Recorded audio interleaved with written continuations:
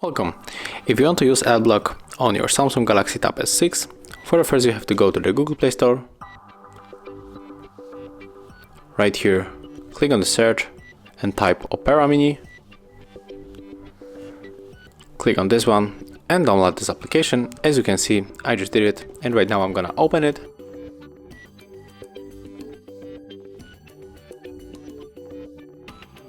Okay, let's tap on continue. All and continue, and right now when we are going to open website when we can find ads, you will see a notification that the first ads were blocked. So for example, we can enter our website HardReset.Info, and here it is, the first ad were blocked, and this is thanks to the partnership with AdBlock Plus. So right now when we can scroll our page, you cannot find here any ads. So it's really cool because you don't have to connect any external application to your browser. Thank you for watching, leave thumbs ups, comments and subscribe to our channel.